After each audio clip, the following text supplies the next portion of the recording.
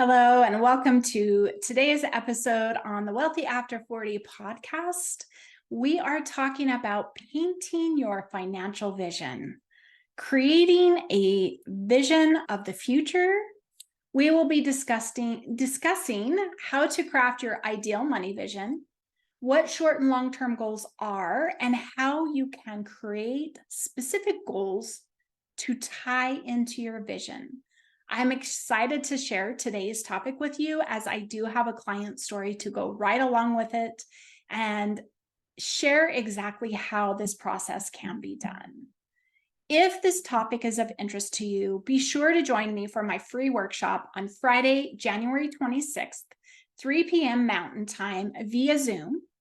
The topic is Financial Fresh Start, and we are going to be covering financial mindset, clarity with your numbers, setting personal financial goals, values-based budgeting, and creating a money routine.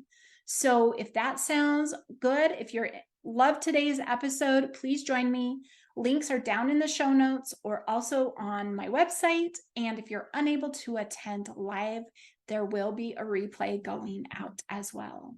All right, back to today's topic, your financial vision. What does that mean? Well, it's what your financial future is. But in a sense, it's really just what do you want from life? Quote with money. But I already believe 95% of our life is already requiring money, right? So as you think about your financial future, can you see where you're going? Do you know where you're headed? What do you want to accomplish with your money, right? For you, your family, your community, and why? Why do you want to do that?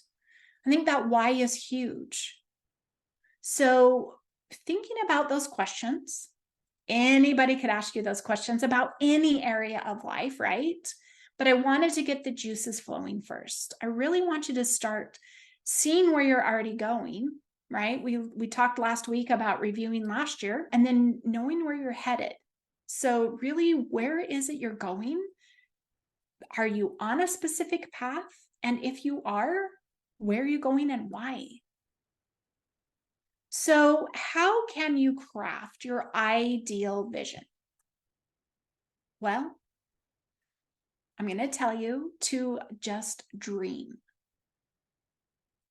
It's very simple, although it's very hard for most of us to do nowadays. Being in this space for a while, I've learned that people are not dreaming like they used to. They're not letting go of boundaries and barriers as they are creating their lives, really striving for greatness. That's what a dream is. Create that dream and strive for it. Build it, right? Build it and they will come. Build it and they will come. Build it and you will achieve it. Dream it and you can do it. But if you never had the idea in the first place, it won't happen. So I really want you to just dream. Think about your inner child, your younger child, right? If you have to go to your grandkids or your kids, and they've come to you with some crazy ideas, right? Proclaiming to be the next superstar athlete, right? Gymnast, if we were from our era, Mary Lou Retton, you're going to be all of those great things. You are going to be a superhero, right? That is what I want you to do at this point. I really want you to let go of anything that says to you, that's crazy. Oh, that's silly. Oh, I could never do that. I really want you to just dream about greatness. No barriers, no boundaries. Think about the various ages, right? What is it we always think, right? Once we're out of our teens and into our 20s, there's this great thing happening. Well, what do you want that to be? What do you want that to look like in your 40s, your 50s, your 60s, and keep going, right? Your 70s, your 80s. What does that greatness look like? What is it going to feel like? And what are you going to do? And why? Right? Really build out what that vision for your future looks like. So I'm going to share with you my client, when she came to me, her financial vision.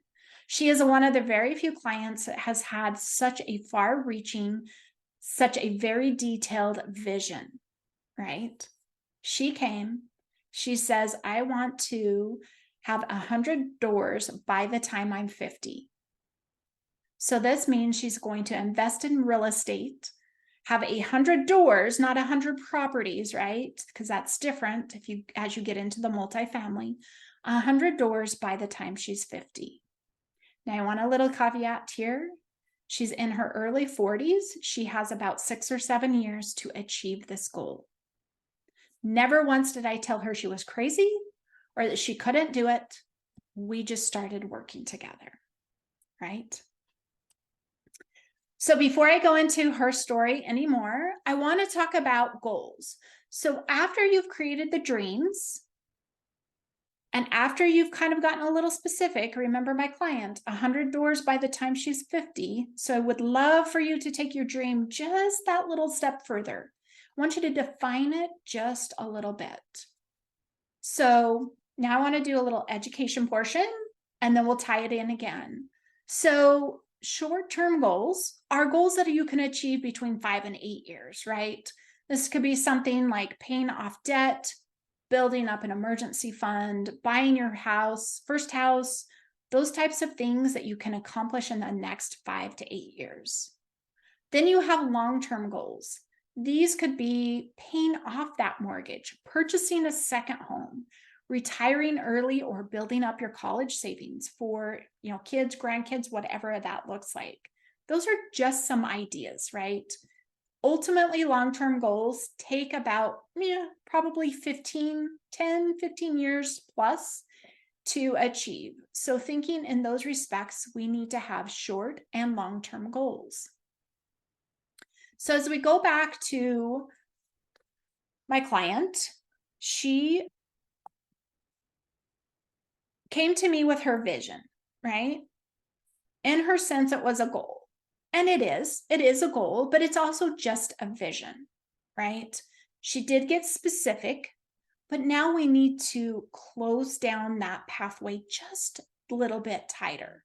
That is how we're building in our short-term, mid-term, right? Long-term goals. We're creating the path with all of our steps. So I'd been working with this client for 2 months. We build up foundation. She knows how to build up her emergency fund, how to create savings buckets, really that solid financial foundation. So if you've been with me before, I always say money is a marathon and not a sprint. So even as I work with individuals for 90 days, we can only do so much with current income, right? It's just knowing how to manage it, knowing how to create that routine, knowing we're doing all of the moves just right, and supporting those moves. So as I'm working with a client, she's doing so well there that then I take her one step further. I said, okay, let's go back to when you gave me your goal, right? Your very financial future vision. And she says, yes, 100 doors by the time I'm 50. And I said, how old are you? She says, I'm 44. And she says, I'm crazy. And I said, no, you are not. And I said, I don't want you to discount that you don't think you can do it. Now, remember, she does not own her own home. So I said, all right, you have that end goal, you have that end result you're achieving, right? That dream you're wanting to reach. How are we going to break it down so that you can find it achievable, so that you know what you need to do every step of the way? So through the course of working together, her credit score came up.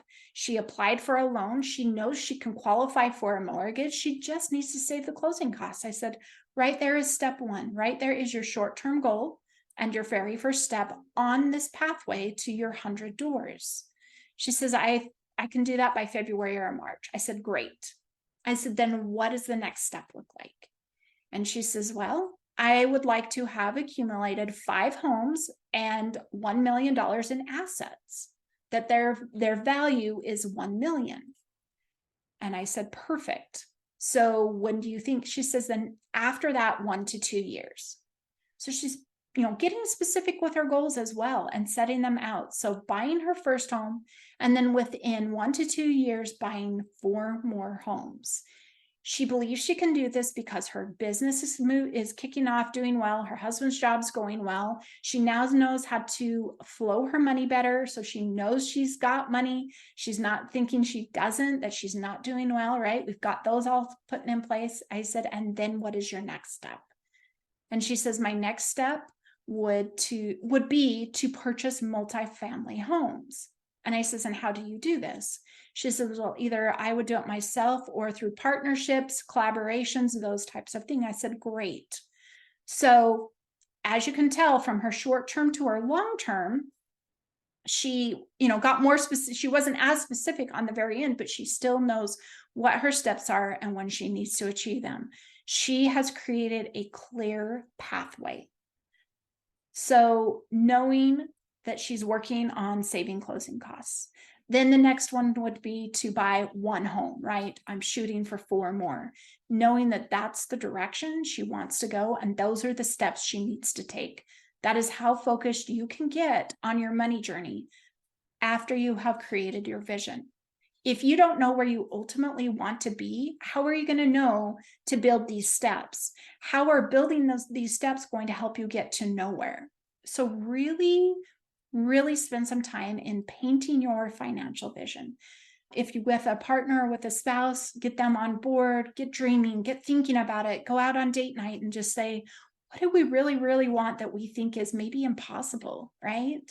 That we would love, but we don't think we can do it.